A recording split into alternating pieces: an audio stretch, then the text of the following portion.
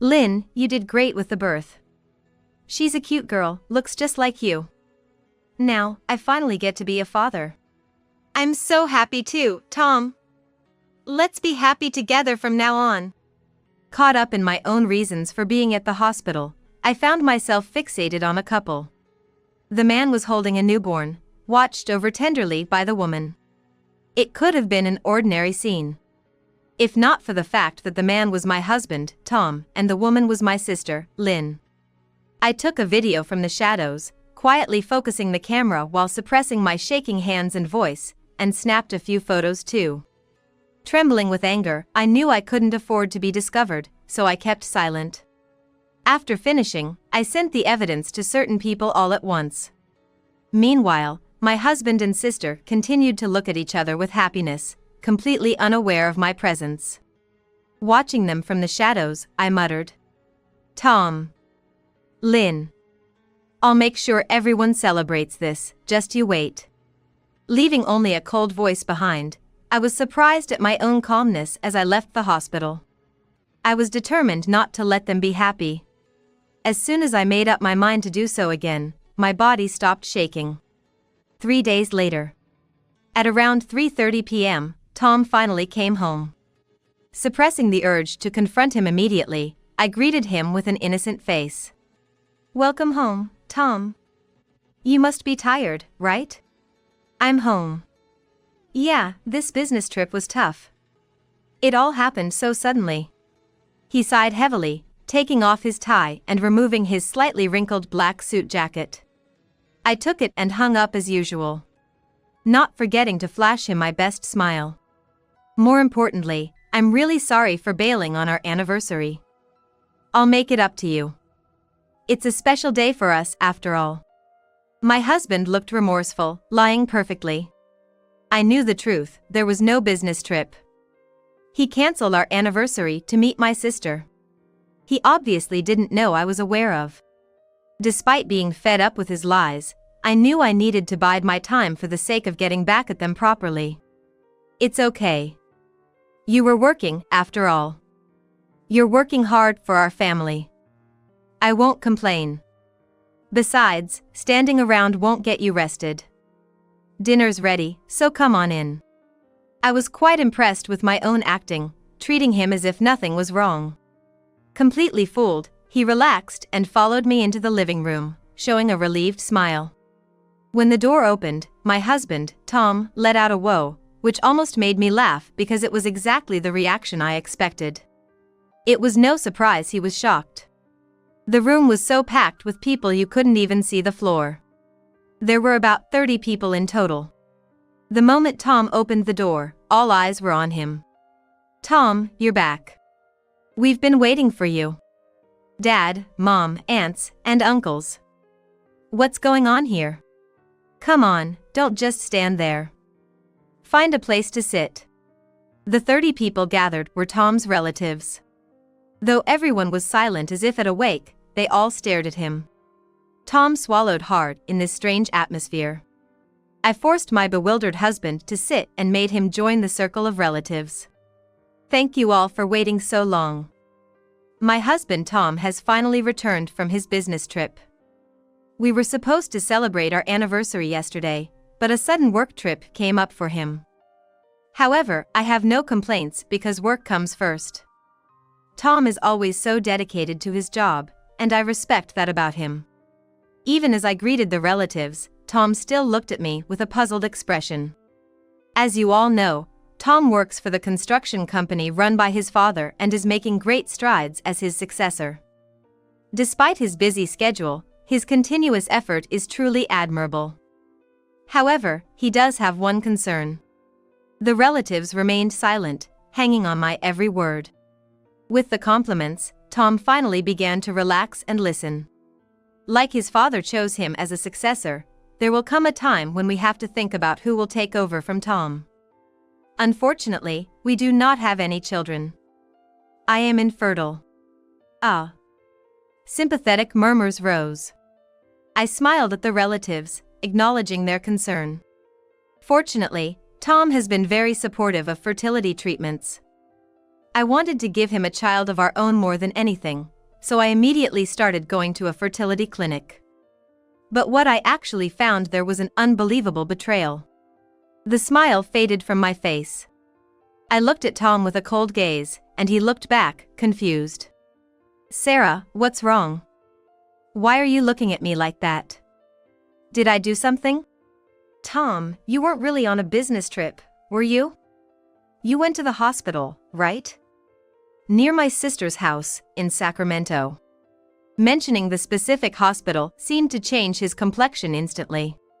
While I thought how fake his "what did I do" sounded, pointing out the truth made him quickly respond. What are you talking about? I was on a business trip. I told you before I left, to our client in Arizona. So, Arizona. Just to clarify, you were in Arizona from the first day of your 3-night, 4-day trip, right? That's right. I took an early plane and just got back. Thank you for confirming. Then, what's this photo about? I pulled out my phone and showed him a photo I took 3 days ago. It was of him and my sister Lynn, cuddling up close with a newborn. Tom recoiled in shock, but quickly tried to compose himself for excuse time. This must be someone who looks like me. I was definitely on a business trip. I've been working hard to earn even a little more to support Sarah's fertility treatments. It's cruel to doubt a man who's been working his tail off. I might be a great actress, but my husband could be a leading man. He fluently laid out his non-existent innocence, appealing to the relatives that he was the victim. Tom has always had a good front. If I didn't have solid evidence, I might have been moved by sentiment and forgiven him. How about we check out this video then? I played the evidence video from another folder. Tom's voice could be heard clearly, talking. Lynn, you did great with the birth. She's a cute girl, looks just like you. Now, I finally get to be a father. Sarah really is worthless, isn't she? Not being able to give me a child of my own. A woman who can't have kids is done for. What did she think we got married for? When the playback ended, Tom's face was as pale as a sick person's. Sweat was beginning to form on his forehead, clearly panicking. While thinking to myself that this is just the beginning, I patted Tom on the shoulder and explained cheerfully. Congratulations on the birth. Surprised to see all the relatives gathered all of a sudden? I called them to celebrate the arrival of the successor. Are you pleased? The relatives, led by the in-laws, all had furious expressions. The sweat on Tom's forehead increased, turning into cold sweat. My husband, who had been so high-minded in thinking I could do nothing, would never have dreamed that he would be trapped. He looked at me with a question mark over his head and pressed on. Why? How long have you known about us? Well, if I have to say, I've been suspicious of you since the beginning of our marriage. You were very kind during our dating period, but after we got married, you started to have more secrets. You were always clutching your phone, even at home. Suddenly, you had more overtime and weekend work. I've been suspicious early on. But at first, there was still some consideration for me. So I didn't confront you or go as far as to investigate. I really loved you, Sarah, though. Yeah, let's just go with that. But any bit of consideration you had vanished the moment you found out I was infertile. That's when I was sure you were cheating. So, when you said you were going on a business trip and left the house, I followed you to the hospital. I had long realized you and Lynn were in a deep relationship. As I finished explaining the sequence of events, Tom was shaking with anger. Apparently done with acting. It's your fault for not being able to have children. He muttered under his breath. The relatives opened their eyes wide in disbelief, bracing themselves against Tom's words. Just like Sarah said, I wanted a son to inherit the business. It's a natural thought for someone in my position. But the wife who's crucial to that can't have children. What choice did I have but to find someone else? Why did it have to be Lynn? If it had been someone I didn't know, maybe I wouldn't have been so resentful. Lynn lived alone and had been estranged from Sarah for a long time. She knew I was married, making it easy to explain the situation quickly. She was the perfect affair partner. Unlike you, she had a nice body. Tom played the victim, blaming me and shamelessly putting me down. I had reached my limit, but even more so, my father-in-law punched the wall with his fist. The impact was so strong, it felt like the house could shake, and Tom's shoulders jerked. "What are you doing, hurting Sarah without apologizing for what you've done?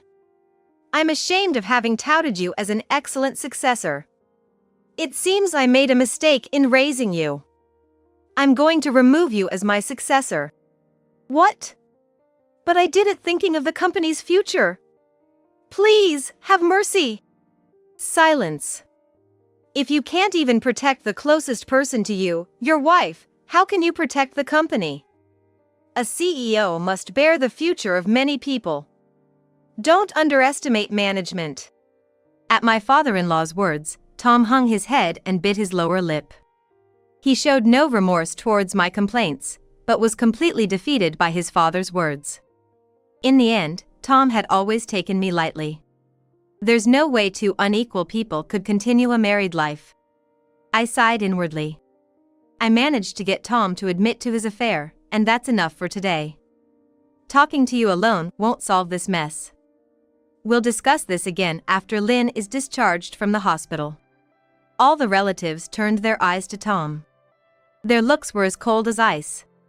Tom nodded silently at my words. For a while, I would be living alone at our house, waiting for the day we could talk. I really wanted to resolve the issue as soon as my sister Lynn got discharged from the hospital, but going out with a newborn wasn't possible. Though the baby was born from Tom and Lynn's affair, the baby wasn't to blame, so I decided to wait a bit until things settled down. As for Tom, he's been living with his parents-in-law. He must be feeling like he's sitting on pins and needles. I keep getting nagging messages from him saying, "Do something about it." I haven't replied even once because it's not my problem. 3 months passed, and I invited my sister and Tom, along with my parents-in-law, back to our house. The baby seemed to have a firmer neck, looking quite stable. Lynn appeared a bit more composed, so I thought we could have a proper conversation now. I started by explaining to Lynn what we had discussed at my house last time. Just to summarize the situation, everyone here, including Dad and Mom-in-law, knows about you and Tom having an affair. So, no need for lies or excuses.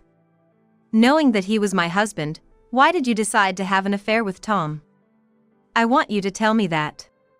I heard from Tom, but it seems you really know everything. Then, there's no need for me to say anything, is there? Lynn, please answer seriously.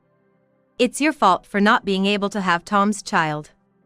You just lounge around all day as a housewife, being supported by your husband. And yet, you can't fulfill your husband's desire. Isn't your existence pointless? Not contributing to society either through work or raising children, you're just a useless being. Lynn laughed at me mockingly. Yes, this is the kind of person she is. Remembering the past, I started to feel sick. Actually, our parents died when I was very young. So, my older sister Lynn was like a parent to me, but even back then, she would frequently belittle me. A crybaby, useless, a leech. Even as an adult, I haven't forgotten those words. Lynn twisted her face in ugliness and spoke to me as if spitting out. After all I've done to raise you, you forget my kindness and blame me? I was just fulfilling Tom's wish. It's your fault for being useless. I am grateful for you raising me. But Lynn, you started to make use of me, didn't you? That's why we haven't been in touch lately. I don't think it's right to keep pushing your favors on me. I sacrificed my time for you, didn't I? Asking for a little favor in return should be okay. It seems she has no intention of reflecting on exploiting me. Indeed, I understand that she spent her valuable time taking care of me. But just because I was in middle school, leaving all the household chores to me, making me prepare her lunches, give massages, and order me around like a slave seemed a bit much. After graduating high school, I left home as if I was fleeing. As my sister and I were arguing, my mother-in-law raised her hand to speak. May I say something? We might not understand everything about your past, but your affair with our son is a separate issue, isn't it?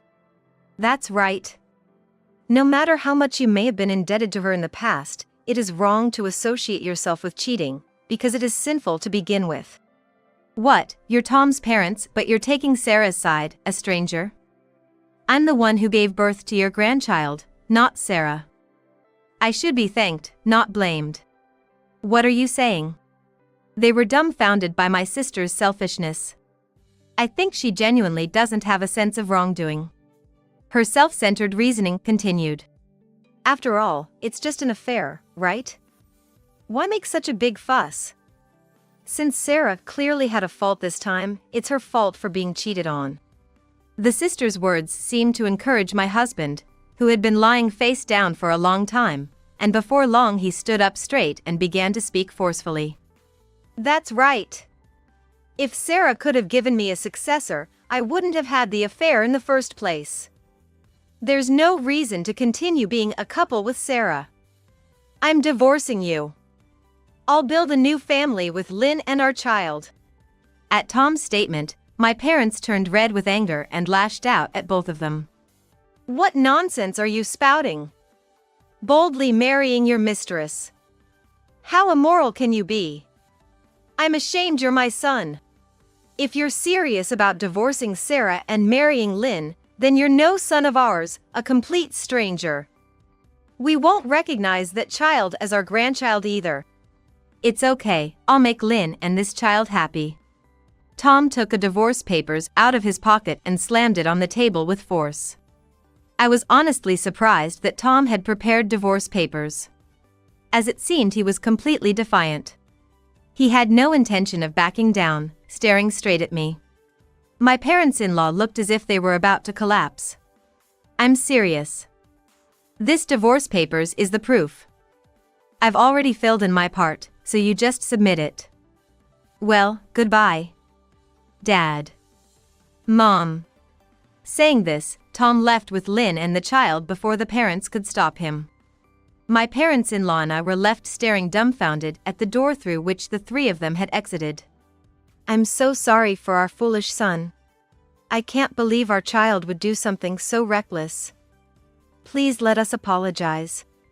No, I'm sorry for my sister's actions. We all apologized to each other. Having a soap opera-like drama unfold within my own family is truly embarrassing, but I have no intention of just looking the other way. I won't let this end here. You two have acted against basic human decency, and I'll make sure you regret it. Sarah, if there's anything we can do, don't hesitate to ask.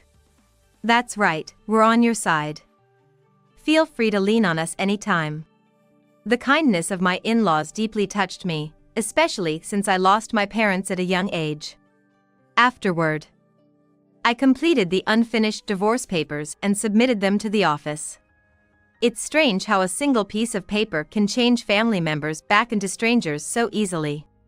The divorce was finalized, but of course, there's still more to be done. I demanded alimony through a lawyer from my ex-husband. The cause of our divorce was his affair, and on top of that, he had a child with another woman. The lawyer agreed that this was a serious offense and decided to demand a high amount of $50,000. I have completely cut off my familial ties with my sister. We had been estranged to begin with, so it doesn't really affect me. The house where my sister lived alone is now inhabited by her, the baby, and my ex-husband as a family of 3. Since my sister and I had no contact, the fact that her partner used to be my husband is unknown to the neighbors, and they seem to be living quietly. One day, out of the blue, I received a barrage of calls from my sister like a demon unleashed. It was about 3 months after they eloped. Knowing the reason, I decided to answer the phone. Hello, Lynn, what's up all of a sudden? What do you mean, what's up? What's with those photos? What do you mean? It's exactly as you see. Don't joke with me. Why is Tom in pictures with women I don't know? As her yelling almost broke the phone, I switched to speaker mode. It can't be helped. Tom's affair wasn't just with you. You knew from the beginning that he was a nasty man, so it's not surprising that a second or third cheating partner showed up. That's ridiculous. Tom loves only me. Hearing her shrill voice, I couldn't stop laughing. This justifies sending her the evidence of my ex-husband's multiple affairs. Lynn, you're quite confident in yourself. But Tom has been involved with other women besides you from the start. How do you even know that? Of course, I hired a professional to gather evidence of the affair. I was surprised to find out there were multiple other women involved, too. It's beyond sadness, it's almost a level of resignation. As I laughed genuinely, I could hear Lynn muttering, "You're insane." If my head is insane for laughing, then the parties involved in the affair must be even more broken. They easily engaged in such immoral acts. Why? Despite having me, why did he involve himself with other women? It's obvious. He said it himself multiple times. He wanted a son. By being involved with multiple women simultaneously, the chances of pregnancy increased. And lucky you were the first to get pregnant. Though, it turned out to be a daughter, not a son. Nowadays, the gender doesn't really matter, does it? Lynn was screaming on the other side of the phone. Honestly, I wish she'd stop. It might burst my eardrum, but I suppose she might be sleep-deprived from childcare, so I decided to be patient.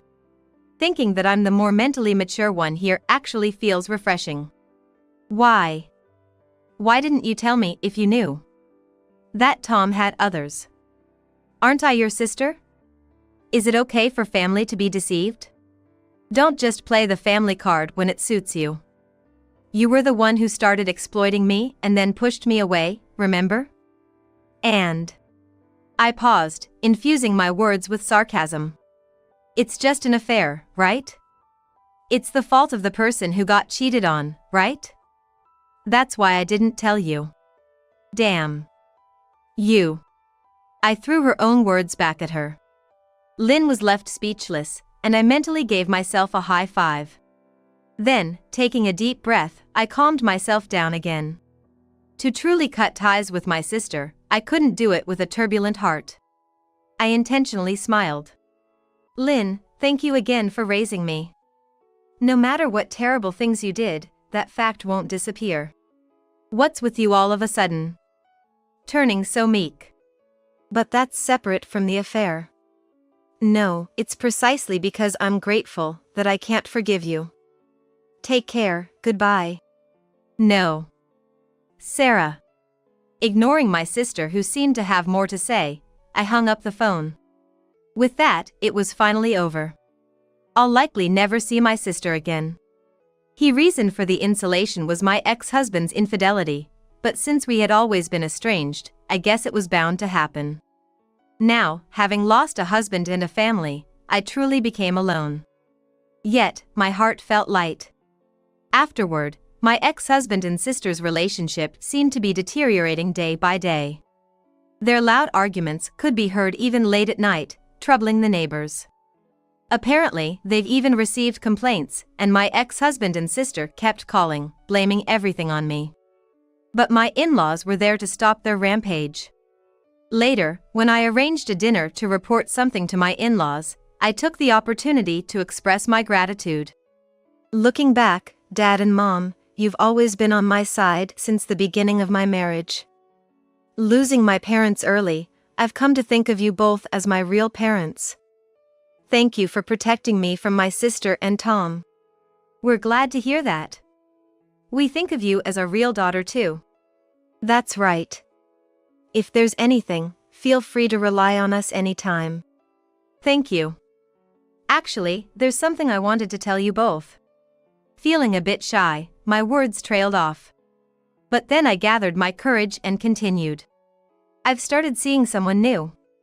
It's still early to say where it will lead, but I wanted you two to be the first to know. I'm moving forward. I'm okay now. Oh! Congratulations! There's nothing happier than hearing this. Today is the best day. My in-laws were genuinely happy for my happiness. Years later, I happily remarried and, after fertility treatment, was blessed with a child. The bright days I have now are all thanks to my in-laws' support. I'll never forget my gratitude towards them and will continue to cherish my child.